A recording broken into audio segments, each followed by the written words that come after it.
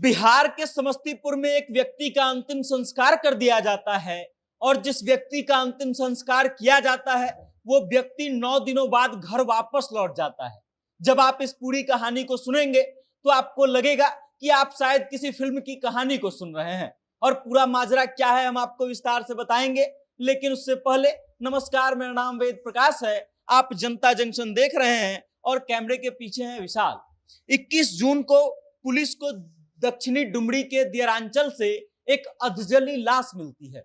वो लाश इतना ज्यादा जल चुका था कि उस लाश को पहचान पाना मुश्किल था और इसलिए पुलिस उस लाश का फोटो खींचती है और फोटो खींच करके सोशल मीडिया पर पहचान के लिए डाल देती है और फिर लाश को समस्तीपुर भेज दिया जाता है पोस्टमार्टम के लिए।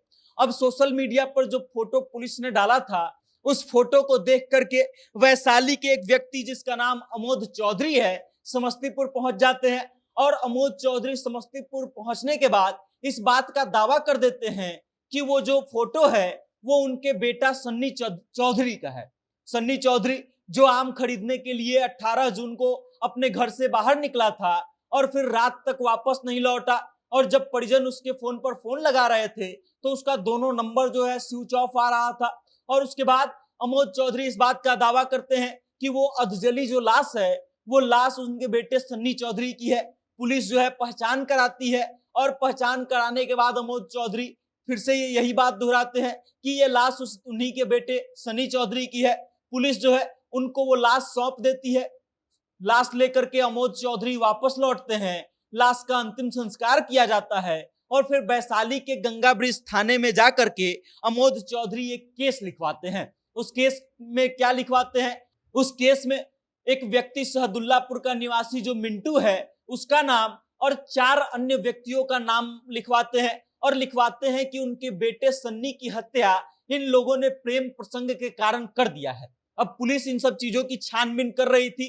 9 दिन गुजरता है और 9 दिन बाद सन्नी चौधरी जो है वापस अपने घर लौटता है।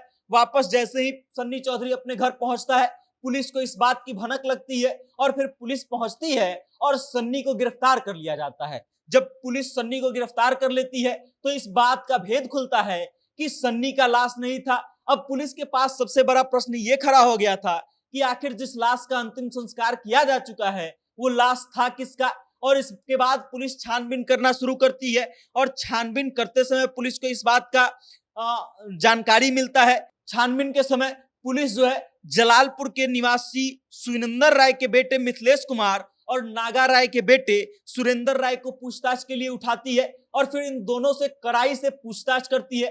पुलिस जब इन दोनों से कड़ाई से पूछताछ करती है तो मिथिलेश राय जो हैं इस बात को स्वीकार कर लेते हैं कि वो जो लाश है वो उनके भाई कंचन कुमार उर्फ राजेश राय का था। राजेश राय दिन भर शराब के नशा में धुत रहते थे और फिर उनका ये चीज उनके भाई मिथिलेश राय को पसंद नहीं आता था और इस कारण से 20 जून की रात को 9 से 10 बजे मिथिलेश राय और कंचन राय में झगड़ा होता है और फिर मिथिलेश राय कंचन राय का हत्या कर देते हैं। हत्या करने के बाद अब लाश को ठिकाने लगाना होता है तो अपनी गाड़ी से पेट्रोल निकालते हैं, पेट्रोल अपने भाई के शरीर पर छिड़कते हैं और फिर जला देते हैं और पूरा लाश जलता नहीं है अच्छे से। मिथिलेश राय वहां से भाग जाते हैं और अगले दिन जब पुलिस को ये लाश मिलती है तब पुलिस इस बात का प्रयास करने लगती है कि आखिर ये व्यक्ति है कौन।